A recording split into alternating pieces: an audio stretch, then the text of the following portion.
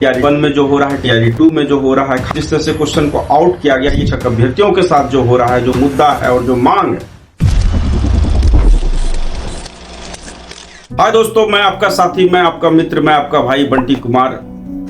आप हमको सुनते रहें, आप हमको फॉलो करते रहें, आप जानते रहे हैं कि टीआरई 1 में जो हो रहा है, टीआरई 2 में जो हो रहा है, खास करके बिहार में शिक्षक अभ्यर्थियों के साथ जो हो रहा है, जो मुद्दा है और जो मांग है, चाहे वो टीआरई 3 में जिस तरह से धांधली सेटिंग करके पूरे क्वेश्चन को जिस तरह से बाहर ले जाके जानकी प्रेस से जिस तरह से क्वेश्चन को आउट किया गया, ये किसी से छुपा हुआ नहीं है। और इसमें जो कह रहे हैं कि एक मेन मंत्री इसमें इन्वॉल्व है, वो सब लोग जान रहे हैं कौन वो मंत्री है।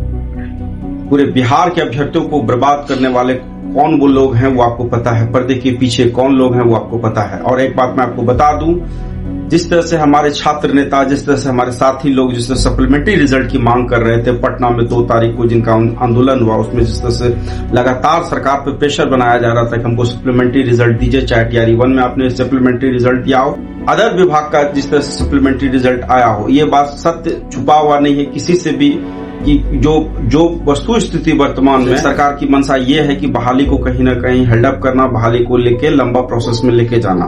और सबसे बड़ा मुद्दा और मांग अभी हमारे शिक्षक नेता लोग उठा रहे हैं कि डोमिसाइल के साथ साथ नोटा बटन दबाने की बात वो कर रहे हैं। आपको चूज करना है, क्योंकि 4 साल आप पटना के सड़कों पर जिस तरह से आपने संघर्ष किया, जिस तरह से आपने पूरे बिहार के अभ्यर्थियों को देखा संघर्ष करते हुए, लाठी खाते हुए, खासकर एस्टेट 19 के अभ्यर्थियों को कहीं ना कहीं इसका दुष्परिणाम भोगना पड़ा। आपको इस बात को पता होना चाहिए कि सरकार जिस तरह से हम लोग को विश्वासघात की सरकार ने जिस तरह से हम लोग को बांटने की राजनीति किया और जिस तरह से नौकरी देने के नाम पे पूरे बिहार के अभ्यर्थियों को रुलाने का काम किया, वो किसी से छुपा हुआ नहीं। इसलिए कि लोकसभा का इलेक्शन चल रहा है, भागलपुर लोकसभा का इलेक्शन का बिगुल का काउंटडाउन शुरू हो गया। हम लोग का फुल्ली सपोर्ट और फुल्ली है कि नोटा बटन दबाना है, चाहे वो एनडीए गठबंधन हो, चाहे महागठबंधन हो, किसी को हम लोग को वोट नहीं देना है। जरूर है कि कांग्रेस के प्रत्याशी के रूप में अजीत शर्मा जी रहे हैं और अभी जदयू के प्रत्याशी के रूप में अजय मंडल रहे हैं। इस दोनों प्रत्याशियों ने कहीं ना कहीं पूरे बिहार के अभ्यर्थियों को, खास करके इस दोनों पार्टी लाइन्स के लोगों ने बिहार के अभ्यर्थियों को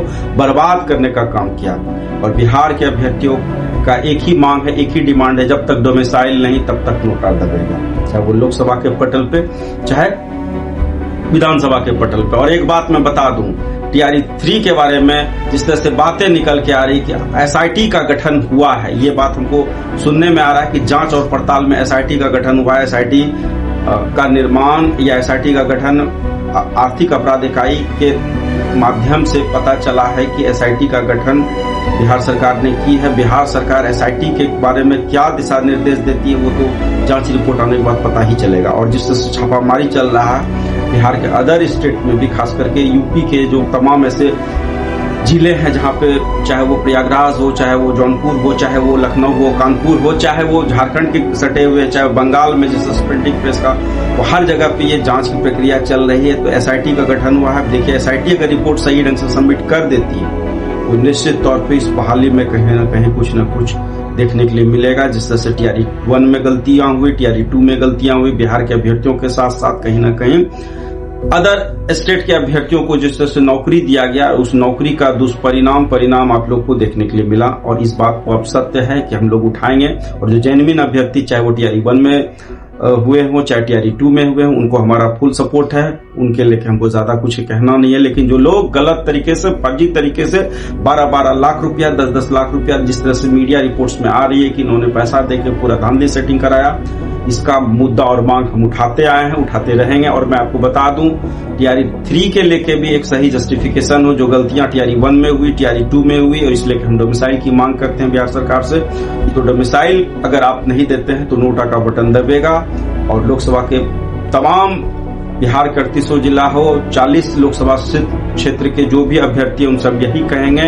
आपका भाई, आपका साथी जिस तरह से आवाज बुलंद किया है, उस आवाज बुलंदी के तहत इस बात को समझिएगा कि इन लोग में कोई भी आपका, चाहे वो एनडीए गठबंधन हो, महागठबंधन हो, अगर आप वोट दे रहे हैं, वो कहीं ना कहीं नीतीश कुमार को आप मजबूत कर रहे हैं। नीतीश कुमार का नीति आपको पता है कि पलटने की नीति रही है। आज पलट के जब महागठबंधन में जाते हैं तो वो कहीं ना कहीं चुप्पी साध लेते हैं। आज पलट के जब वो भाजपा में जाते हैं तो भाजपा के लोग चुप्पी साध लेते हैं। इस बात को समझ लिए, सब ये थाली के एक ही चट्टे बट्टे हैं और इसी के सराउंडिंग में पूरे बिहार की राजनीति चलती है। इसलिए कि आपको डिसाइड करना है आपको करना क्या है। आज पूरे बिहार का 38 जिला के अभ्यर्थी जिस तरह से फ्रस्ट्रेशन और जिस तरह से ये दुर्भाग्यपूर्ण आंसू रो रहे हैं, इसका सबसे बड़ा जिम्मेदार है तो ये कहीं ना कहीं हमारे महामहिम बिहार सरकार के जो मुख्यमंत्री जी हैं नीतीश कुमार जी हैं। इसलिए कि साथियों, वोट के चोट से आपको डिसाइड करना है और ऐसे ही मैं तमाम सारी चीजों को लेकर आप लोग के बीच में आता रहूंगा। जी बहुत बहुत धन्यवाद साथियों।